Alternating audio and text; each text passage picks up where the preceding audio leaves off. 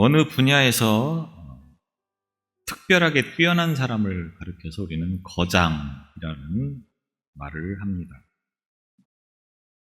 이런 거장들을 보면 공통적인 특징이 있는데, 그들이 어떤 단순히 어떤 정보를 많이 아는 사람이어서 거장이 아니라, 그들은 세상을 보는 시각이 보통 사람들과는 다르다고 하는 특징을 가지고 있습니다.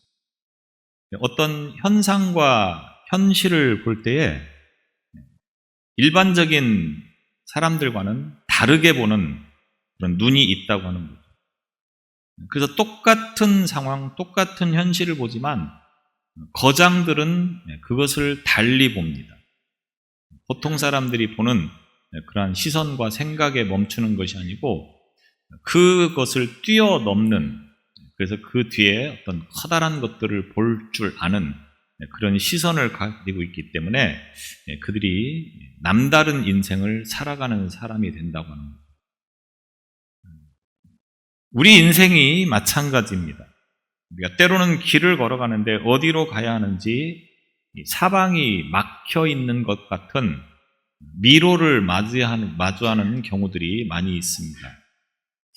그럴 때 우리가 길을 찾아야 되는데, 길을 찾는 방법에는 여러 가지가 있겠지만 특별히 우리의 시야를 높이는 것, 이것이 바로 가장 중요한 문제라고 볼 수 있겠습니다. 그러니까 우리가 보는 이 정면의 높이에서 보면 벽이고 절벽입니다. 아무런 길이 보이지 않습니다. 그런데 높은 곳에서 보면 그 길이 잘 보인다고 하는 거죠. 저도 가보지는 않았는데 제주도에 가면 미로길이라고 하는 곳이 있다고 합니다. 나무로 벽을 만들어서 이제 그 길을 찾아서 빠져나오는 거죠. 그런데 똑같이 생겼기 때문에 이 길을 가도 거기를 갔고 그 길을 가도 저 길을 갔고 똑같다고 하는 거죠. 그래서 어떤 사람은 하루 종일 못 빠져나오는 사람도 있을 수 있습니다. 그런데 높은 곳에 올라가서 그 미로 길을 바라보면 어떻습니까? 길이 환히 보인다고 합니다. 어떻게 가야 빠져나올 수 있다. 바로 높은 곳에 올라가서 보면, 위에서 아래를 보면 아무리 미로여도 길이 보인다고 하는 겁니다. 저도 장기를 잘 두지는 못합니다. 길만 아는 정도인데, 이제 고수들이 장기를 둘 때 보면 그들이 보지 못하는 것을 뒤에서 보면 볼 수가 있습니다. 소위 훈수를 둔다 이런 표현을 쓰는데, 고수래도 이렇게 마주하면서 볼 때 보이지 않던 것들이 다른 곳에서 내려다 볼 때는 그 길이 보인다고 하는 겁니다. 운동선수들도 보면 실력은 훨씬 더 운동선수들이 뛰어납니다. 그런데 코치가 왜 있고 감독이 왜 있습니까? 운동선수들이 보지 못하는 것들을 코치들이 뒤에서 보면서 그것을 코칭해주고, 그래서 그들의 실력을 향상시킨다고 하는 거죠. 이와 같이 사방이 막힌 듯한 그 순간의 길을 찾는 것이 우리에게는 불가능해 보이지만 높은 곳에 올라가면 잘 보이듯이, 우리가 이 땅을 살아가면서 막혀있는 그 길을 헤쳐나가는 길이 있다고 하면 그것이 무엇이냐? 바로 이 거장의 등 위에 올라타서 그 거장이 보는 시선을 가지고 우리가 세상을 보면 그것을 빠져나올 수 있고 문제를 헤쳐나갈 수 있다고 하는 것이 됩니다. 우리의 시선은 항상 동일합니다. 그래서 모든 것이 다 벽처럼 보이고 모든 것이 다 절벽처럼 보일 수밖에 없습니다. 그런데 우리의 시선을 달리하면 우리가 세상을 얼마든지 다르게 살아갈 수 있다고 하는 거죠. 오늘 인생의 현실의 벽 앞에서 우리가 눈물로 살아가는 일들이 얼마나 많은지 모릅니다. 이런 세상에서 우리가 한 거장을 만나서 그 거장의 등 뒤에 올라타서 세상을 바라보면 달라집니다.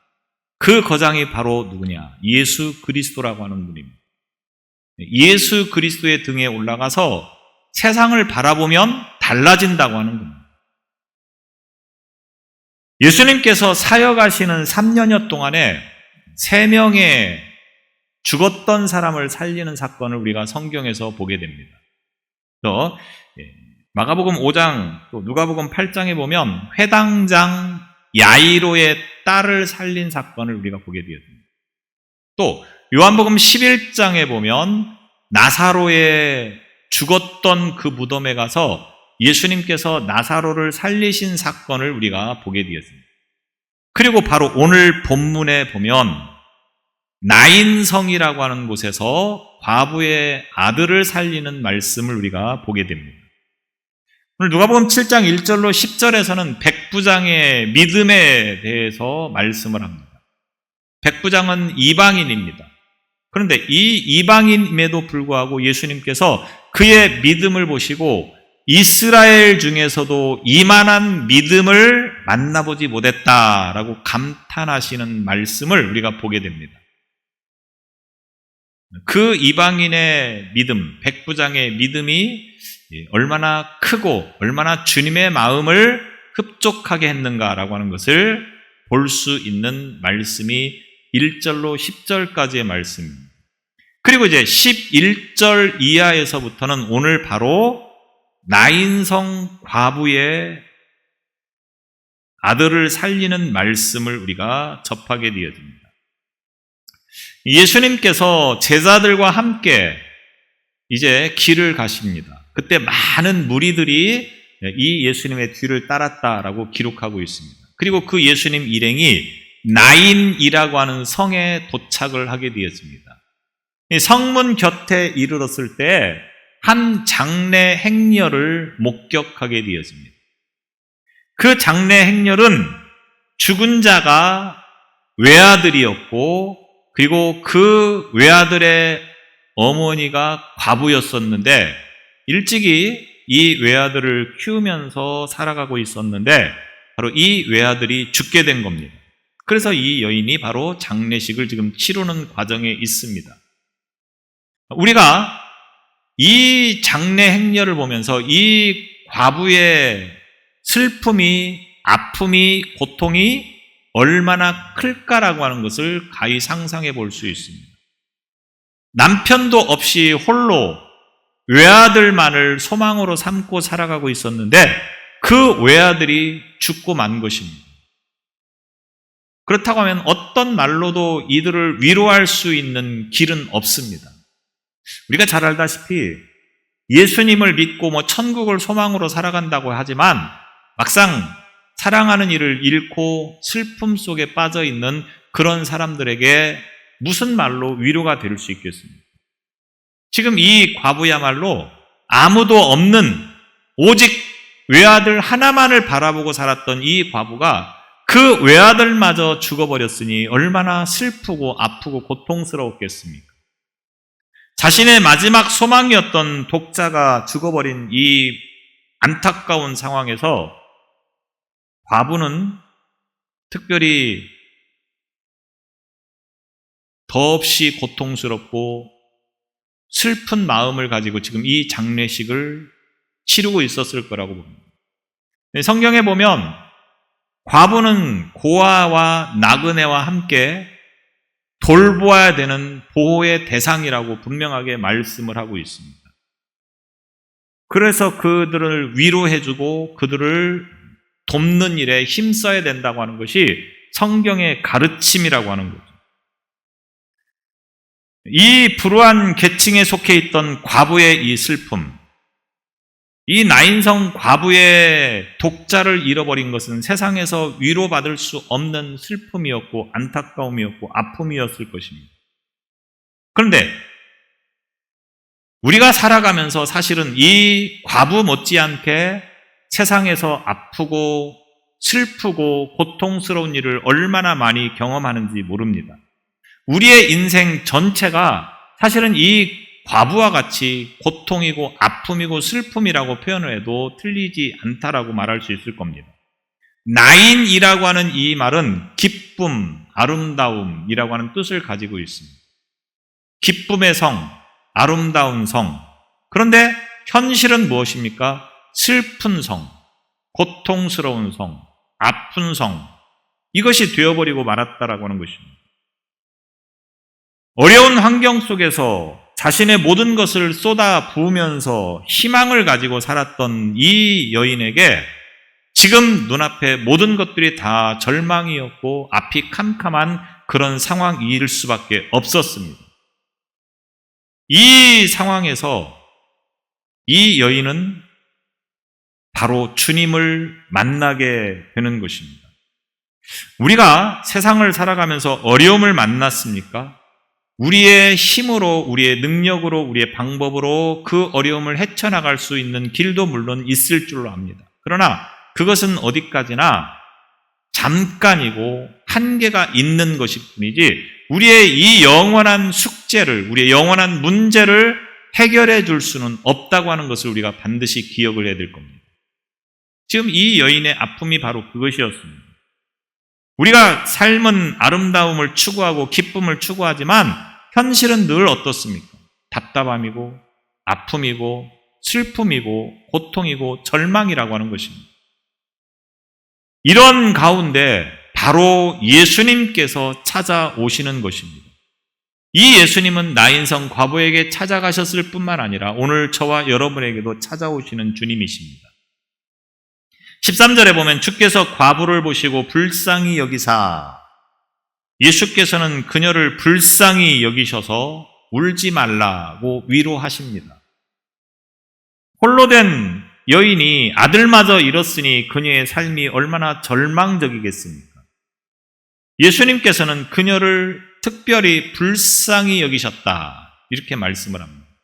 이 과부를, 이 여인을 주목해 보셨습니다. 보시고, 이 말은 단순히 눈으로 보는 것을 의미하는 것이 아니고 그의 마음 깊은 곳을 보셨다라고 하는 것을 의미하는 것입니다.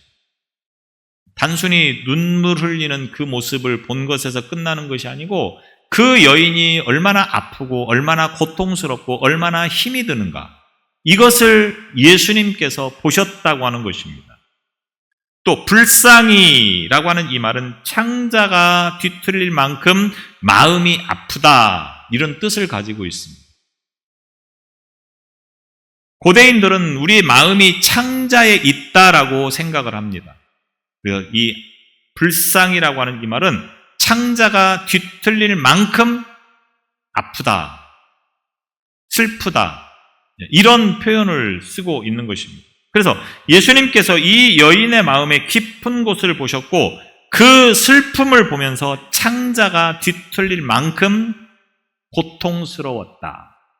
예수님은 단지 위로해 주기 위해서 우리를 말씀하시는 것이 아니고 우리가 아픈 만큼 아파하시고 우리가 고통스러워하는 만큼 고통스러워하시는 분이 예수님이신 것을 오늘 저와 여러분이 기억하시기 바랍니다. 아프십니까? 고통스럽습니까?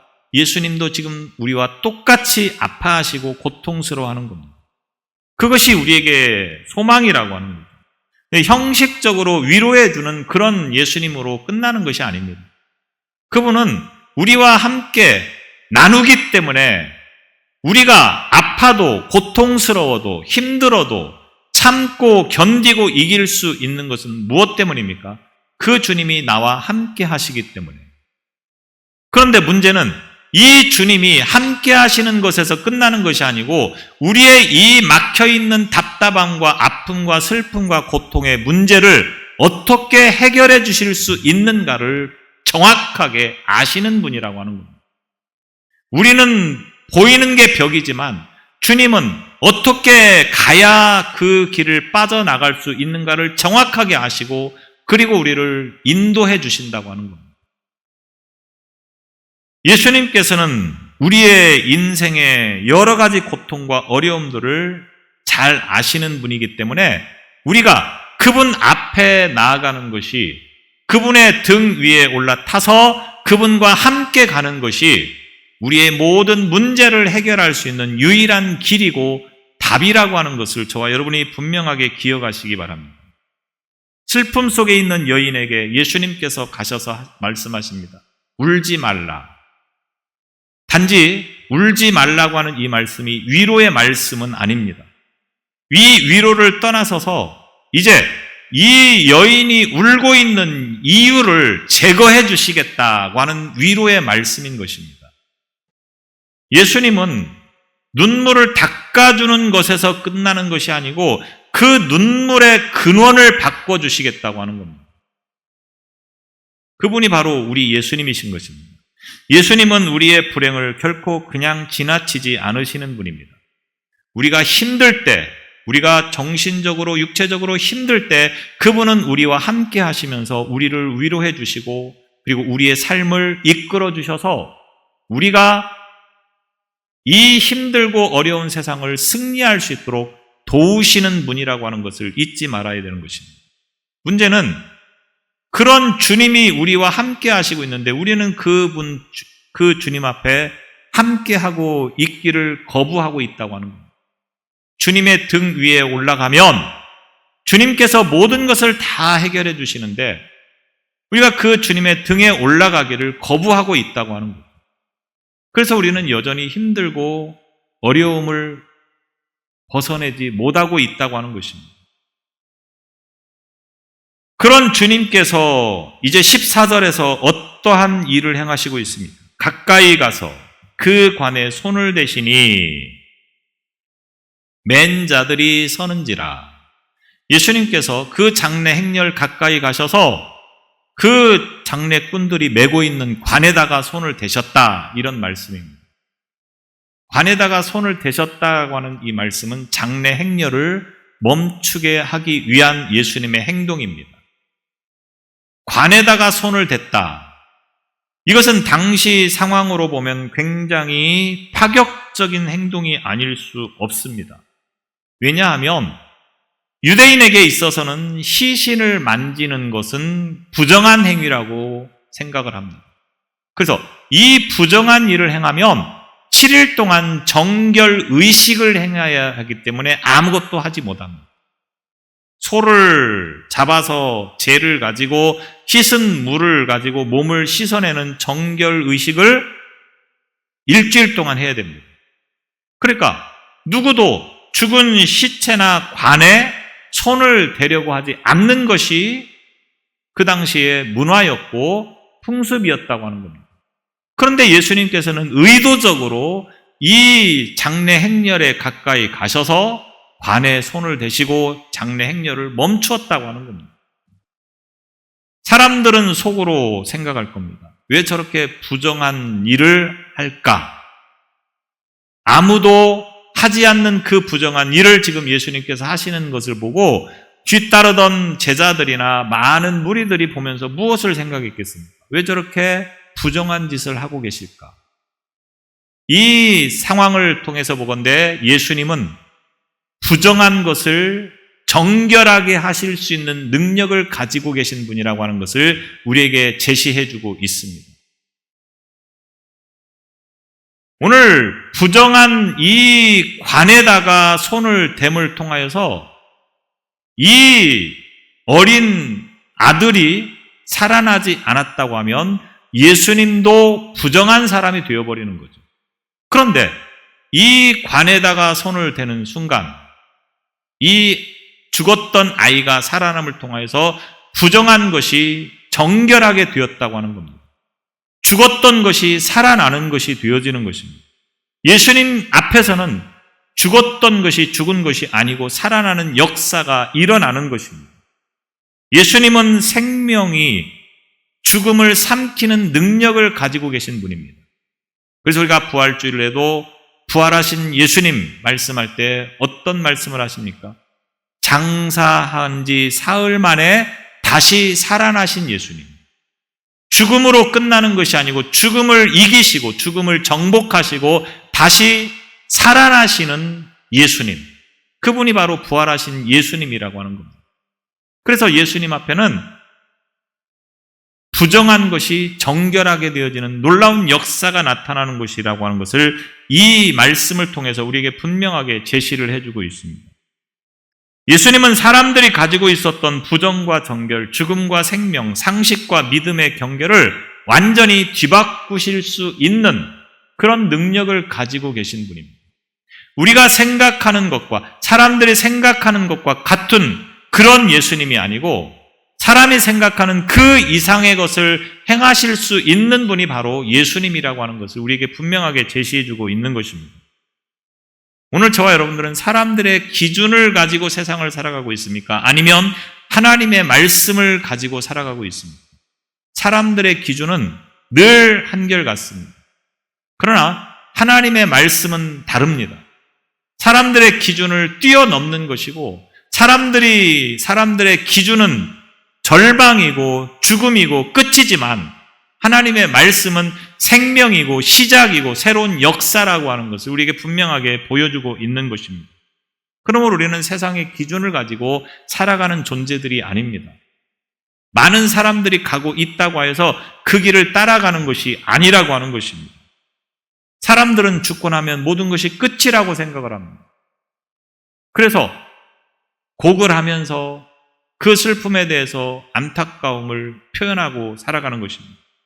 이제는 돌이킬 수 없다고 생각을 합니다. 그런데 그 죽음 앞에서 예수님께서 하신 일은 무엇입니까? 그 죽은 것을 다시 살리셨다라고 하는 겁니다. 사람에게 죽음은 모든 소망이 사라지는 순간이지만 주님께서 그 자리에 오시면 그 절망이 다시금 소망으로 되살아난다고 하는 것입니다. 우리의 삶도 마찬가지입니다. 우리의 삶이 희망이 사라져버리고 소망이 사라져버렸다고 하는 그러한 순간에 주님을 만나게 되어지면 다시금 그 소망이 살아나게 되어지는 것이고 희망이 되는 것입니다. 희망을 되살릴 수 있는 분은 오직 하나님이시고 예수 그리스도 한 분이신 것입니다. 그분이 오늘 이 관 앞에서 뭐라고 말씀합니까? 청년아, 내가 내게 말하노니 일어나라. 죽었던 사람에게 일어나라 이 말씀 한마디면 모든 것이 다시 살아나는 역사가 일어나게 되어지는 것입니다. 그래서 15절에 보면 죽었던 자가 일어나 앉고 말도 하거늘 이렇게 말씀합니다. 주님이 말씀하시니까 죽었던 자가 일어나서 앉고 말도 했다 이런 말인 것입니다. 사람은 불가능합니다. 여러분이 혹시 죽은 누군가에게 가서 일어나라 이렇게 말씀을 해보신 적이 있습니까? 같이 갑니다. 사람은 절대로 이렇게 할 수 없습니다. 주님이시기 때문에 가능하다고 하는 겁니다. 주님이 말씀하시면 죽었던 것도 살아나는 역사가 일어나는 것입니다. 모든 절망이 희망으로 바뀌는 것이고 모든 죽음이 생명으로 바뀌는 역사가 나타나는 것이 바로 주님의 말씀 한마디라고 하는 겁니다. 이 주님의 기적은 생명의 소생에만 있는 것이 아닙니다. 복음서를 보면 예수님께서 죽은 자를 살리신 사건 속에서 우리가 놓쳐서 안 되는 중요한 공통점이 있습니다. 그것은 바로 죽은 자를 살리실 때 죽은 자에게 말씀하셨다고 하는 겁니다. 회당장 야이로의 딸에게 달리다굼 소녀야 일어나라 이렇게 말씀하실 때 죽었던 소녀가 다시 일어나게 됩니다. 죽은 지 사흘 된 이 무덤의 나사로에게 나사로야 나오라 이렇게 말씀하실 때 나사로가 일어나 나오는 것입니다. 죽어서 관에 누워있던 이 소년이 일어나라 말씀 한마디에 일어나게 되어지는 것입니다. 이것은 주님의 놀라우신 능력이고 생명이신 주님이신 것을 우리에게 분명하게 제시해주고 있는 것입니다. 하나님 앞에서는 어떠한 것도 결코 죽은 것이 될 수 없습니다. 우리가 보기에는 완전히 죽은 것 같고 완전히 사라진 것 같고 완전히 절망인 것 같지만 주님이 하시면 그 모든 것들이 다시 살아나는 역사가 나타나게 되어지는 것입니다. 부활의 계절인 4월 달에 우리가 부활의 주님을 바라봐야 하는 이유는 바로 여기에 있다고 하는 겁니다. 우리의 시선으로 보면 벽이고 절망입니다. 앞이 캄캄합니다. 어떻게 이 난관을, 어떻게 이 문제를, 어떻게 이 길을 빠져나갈까? 얼마나 고민이 많고 근심이 많고 걱정이 많습니까? 그런데 주님과 함께하면 주님께서는 모든 것을 다 아시고 있기 때문에, 모든 것을 다 보시고 있기 때문에 그 길을 헤쳐나갈 수 있는 능력이 있는 그 주님과 함께하면 우리의 문제가 자연스럽게 해결된다고 하는 것입니다. 세상 사람들은 예수 믿는 사람들을 보면서 참 답답하다 이렇게 생각할지 모르겠습니다. 말도 안 되는 것 같은 그런 말씀들을 믿고 있다고 하는 것이 세상 사람들에게는 얼마나 우습게 보이겠습니까? 그러나 우리는 분명하게 알고 있습니다. 주님은 모든 것들을 다 보시고 있는 분. 우리에게는 미로이지만 주님은 위에서 보시는 분이기 때문에 어떤 미로도 다 길이 보인다고 하는 겁니다. 그러므로 우리는 그 주님의 등에 업히면, 등에 올라타면 모든 문제가 해결되는 것입니다. 우리에겐 지금 그런 믿음이 필요하다고 하는 겁니다. 세상 사람들이 다 옳다고 해도 그것이 진리는 아닙니다. 많은 사람들이 이것이 옳은 것이라고 가고 있어도 그것이 반드시 옳은 길이고 진리라고 볼 수는 없다고 하는 겁니다. 오직 진리는 예수님 한 분이십니다. 오직 올바른 길은 주님을 따르는 길이라고 하는 것입니다. 성경은 다수가 틀릴 수 있다고 하는 것을 우리에게 수없이 보여주고 있습니다. 많은 사람들이 주장한다? 그것이 꼭 옳은 것은 아니라고 하는 것을 분명히 제시해주고 있다고 하는 겁니다. 또 이사야 40장 8절에 보면 풀은 마르고 꽃은 시드나 우리 하나님의 말씀은 영원히 서리라. 세상의 것들은 다 말라버리는 것이고 다 죽는 것이지만 말씀만큼은 영원하다고 하는 것입니다. 무슨 말입니까? 세상의 기준은 시시각각 바뀌지만 하나님의 말씀은 영원히 변하지 않는 것입니다. 그러므로 그 말씀을 따라가는 것이 우리에게 있어서 중요한 문제라고 합니다. 세상의 기준이 아니라 하나님의 말씀을 신뢰하며 살아가야 된다고 하는 것입니다. 다수가 옳아 보일 때에도 하나님의 말씀, 그 하나님의 말씀을 통해서 우리가 인정하고 그것을 수긍할 줄 아는 믿음이 우리에게 하나님께서 요구하시는 믿음이라고 하는 것을 기억해야 되는 것입니다. 세상 사람들이 기독교를 향해서 얼마나 비웃고 조롱합니까? 그러나 세상 사람들이 그렇다고 하여서 우리가 거기에 동요할 필요는 없다고 하는 겁니다. 우리는 분명하게 알고 있습니다. 세상 모든 사람들이 다 조롱하고 비웃어도 문제는 오직 예수님 안에서만 해결할 수 있다고 하는 것입니다. 부활을 믿고 사라진 소망을 언제든지 다시금 회복할 수 있는 유일한 분이 바로 예수 그리스도라고 하는 것을 믿는 저와 여러분의 신앙이 되시기를 바랍니다. 모든 사람들이 가장 소중한 것을 잃어버리면 소망이 사라졌다 이렇게 말을 합니다. 절망합니다. 그러나 성도에게는 그것이 왜 절망이 아니고 왜 소망입니까? 예수 그리스도께서 모든 것들을 부활시키는 능력을 가지고 계시기 때문인 것입니다. 부활의 첫 열매가 되셔서 부활하신 예수님께서 우리에게 부활의 소망을 주셨기 때문이라고 하는 겁니다. 물론 이 부활이 이 땅에서의 부활만을 의미하는 것은 아닙니다. 모든 사람은 반드시 이 땅에서 죽고 하나님의 심판대 앞에 가기 때문에 한정적인 그러한 부활이 되겠죠. 그러나 하나님의 나라에서만큼은 영원한 부활이라고 하는 겁니다. 이것이 우리의 소망인 것입니다. 이 땅을 살아가면서 때로는 어려운 문제를 만날 수 있고 때로는 우리의 뜻대로 해결되어지지 않는 것으로 인하여서 마음이 아프고 고통스럽지만 그러나 부활하신 주님이 우리와 함께하고 있기 때문에 우리는 그것을 영원한 소망으로 삼고 살아가야 된다고 하는 것입니다. 우리의 시선으로 세상을 보면 답이 없습니다. 모든 것이 다 막혀 있습니다. 길이 어디인지를 모릅니다. 그러나 높은 곳에서 바라보시고 모든 것들을 아시는 주님 등에 올라타면 모든 길이 다 보이고 해결책이 보이고 방법이 보이고 답이 보인다고 하는 것을 믿는 이 믿음을 가지고 살아가는 오늘 저와 여러분이 되시기를 바랍니다. 기도하겠습니다. 우리에게 영원한 소망이신 주님, 우리의 시선으로 보면 벽이고 또 길이 안 보이지만 주님께서는 모든 것을 다 알고 계시기에 그 주님의 등에 올라타서 주님과 동행하는 삶을 살아가면 모든 문제가 해결되었으며 답이 보인다고 하는 것을 오늘 말씀을 통해서 우리에게 제시하셨사오니 우리 여러분 그 주님과 동행하는 삶을 살게 하여 주옵소서. 우리의 시선으로 세상을 보지 않게 하시고 주님의 시선으로 세상을 볼 수 있는 믿음의 눈이 뜨여지게 하여 주옵소서. 예수님 이름으로 기도드리옵나이다. 아멘.